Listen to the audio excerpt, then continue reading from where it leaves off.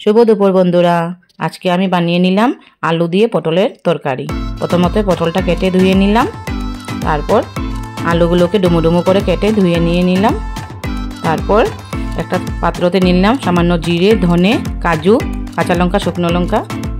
তারপর পটলগুলোকে ভালো করে ধুয়ে ধুয়ে সব রেখে দিয়েছি বন্ধুরা, দেখে নিন। তারপর শুকনো মশলাগুলোকে একবার বেটে নেব ভালো করে, শিলনোড়ায় বেটে নিচ্ছি। জিরে, ধনে, কাঁচা লঙ্কা, শুকনো লঙ্কা, কাজু এগুলো ভালো করে বেটে নেব, পেস্ট করে নেব। আপনারা চাইলে মিক্সিতেও পেস্ট করতে পারেন বন্ধুরা, আমি শিলনোড়ায় বেটে নিচ্ছি ভালো করে, আপনারা করে নেবেন।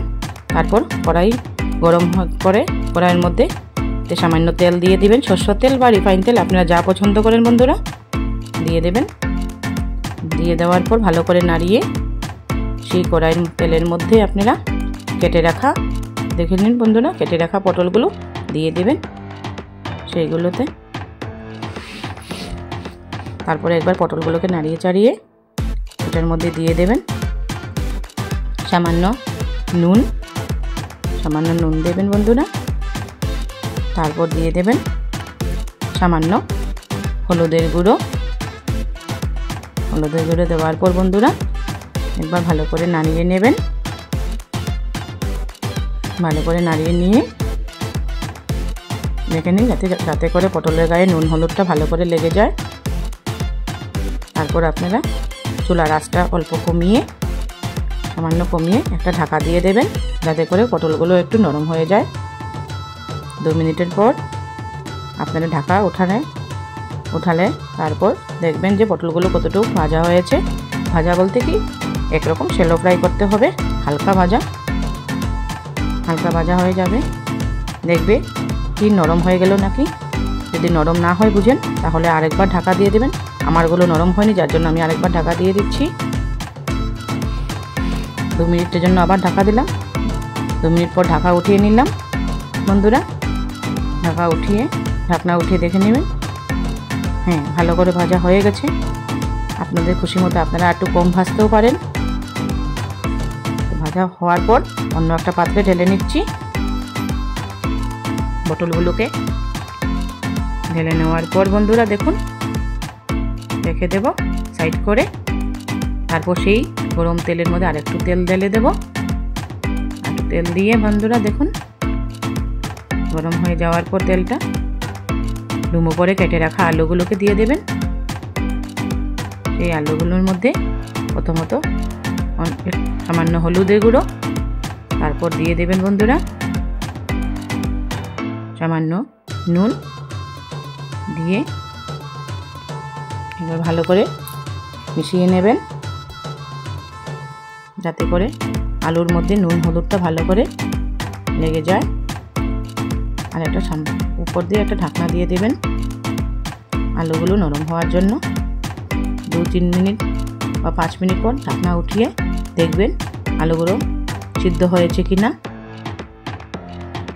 যদি আপনারা মনে হয় যে সিদ্ধ হয়নি, তারপর আরেকবার ঢাকা দিয়ে দেবেন ভালো করে। আমারগুলো সিদ্ধ হয়নি, যার জন্য আমি আরেকবার ঢাকা দিয়ে দেব বন্ধুরা, দেখতে থাকুন। আমি আরেকবার ঢাকা দিয়ে দিচ্ছি আরও 2 মিনিটের জন্য। 2 মিনিট পর ঢাকা উঠিয়ে নিলাম।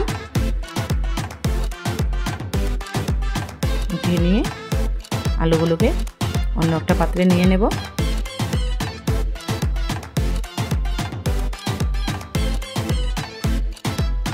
বন্ধুরা দেখতে পাচ্ছেন আমি আমাদের পরিবার অনুসারে নিয়েছি, আপনারা চাইলে আরও বেশি করেও নিতে পারেন আলু পটল।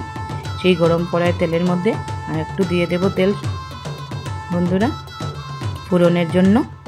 ফোড়নে কী নিয়েছি দেখুন বন্ধুরা। প্রথম তো দিয়ে দেব সামান্য জিরে, ফোড়নের জন্য দেব জিরে, দিয়ে দিলাম জিরেগুলোকে। তারপর দিয়ে দেব 8-10টা গোলমরিচ। তারপর দিয়ে দিচ্ছি 2-3টে লং। তারপর দিয়ে দেব 2-3টে আপনার তেজপাতা। তারপর দিয়ে দিচ্ছি বন্ধুরা, দেখে নিন আগে থেকে যে বাটা মশলা করেছিলাম, লঙ্কা বাটা, শুকনো জিরে, ধনে সব কিছু, সেগুলোর মধ্যে দিয়ে দিচ্ছি, সেই পেস্টের মধ্যে দিয়ে দিচ্ছি বন্ধুরা। দেখে নিন সামান্য হলুদের গুঁড়ো, সামান্য লঙ্কা গুঁড়ো, সামান্য ভাজা মরি গুঁড়ো দিয়ে এটার মধ্যে অল্প জল দিয়ে ভালো করে একটা পেস্ট বানিয়ে নেব। ভালো করে একটা পেস্ট বানিয়ে নেওয়ার পর বন্ধুরা দেখতে থাকুন আপনারা, ভালো করে দেখুন বন্ধুরা। ভালো করে পেস্ট বানিয়ে নিয়ে সেই ফোড়নের মধ্যে ঢেলে দিচ্ছি, বন্ধুরা দেখতে থাকুন। সেই বাটির মধ্যে আরেকটু জল নিয়ে বাটিটা ধুয়ে কড়াইয়ের মধ্যে দিয়ে দিচ্ছি। এখন ভালো করে মিশিয়ে নেব ফোড়নের সাথে, পেস্টগুলোকে মিশিয়ে নিয়ে তারপর দিয়ে দেব একটা মিডিয়াম সাইজের টমেটো। আপনারা লম্বার মধ্যে কাটতে পারেন, সরু করে কাটতে পারেন, যেরকম আপনার খুশি, কুচি করে দিতে পারেন, পেস্ট করেও দিতে পারেন বন্ধুরা। আমি একটু ডুমো করে কেটে দিয়েছি, যেহেতু আলু পটলগুলো ডুমো করে কাটা। তার সাথে দিয়ে দিলাম এটার মধ্যে সামান্য নুন, যাতে করে টমেটোগুলো নরম হয়ে আসে। তারপর বন্ধুরা ভালো করে মিশিয়ে নেব, মিশিয়ে নিয়ে একটা উপর দিয়ে 2 মিনিটের জন্য বা 1 মিনিটের জন্য ঢাকা দিয়ে দেব।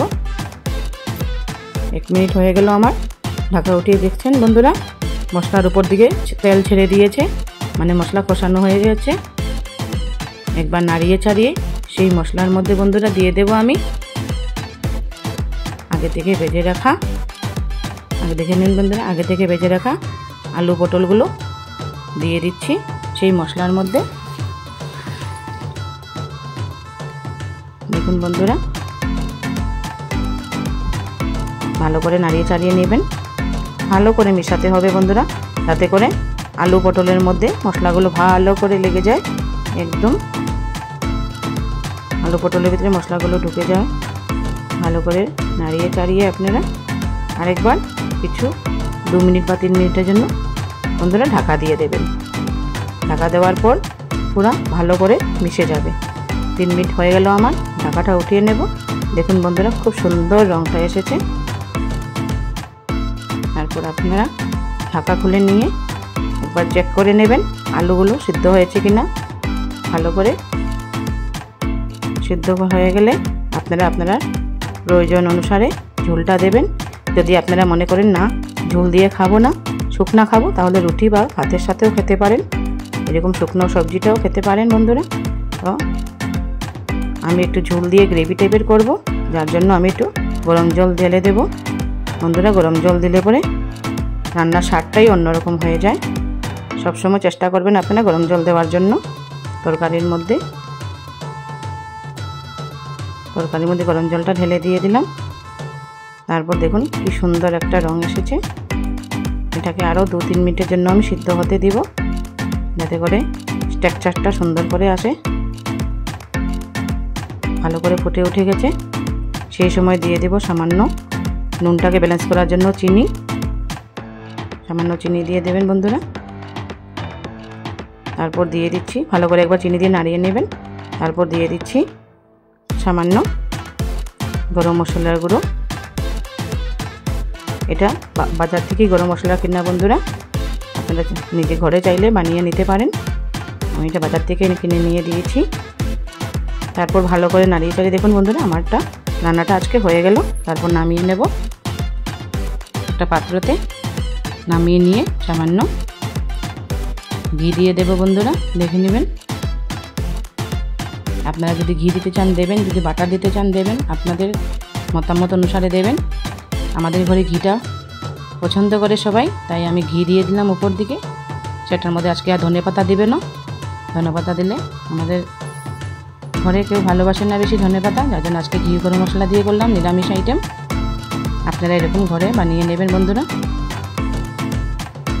আমার যদি এই ভিডিওটা ভালো লাগে তো লাইক কমেন্ট শেয়ার করবেন বন্ধুরা। দেখে নেবেন বন্ধুরা, হয়ে গেল আমার রান্না। ধন্যবাদ বন্ধুরা।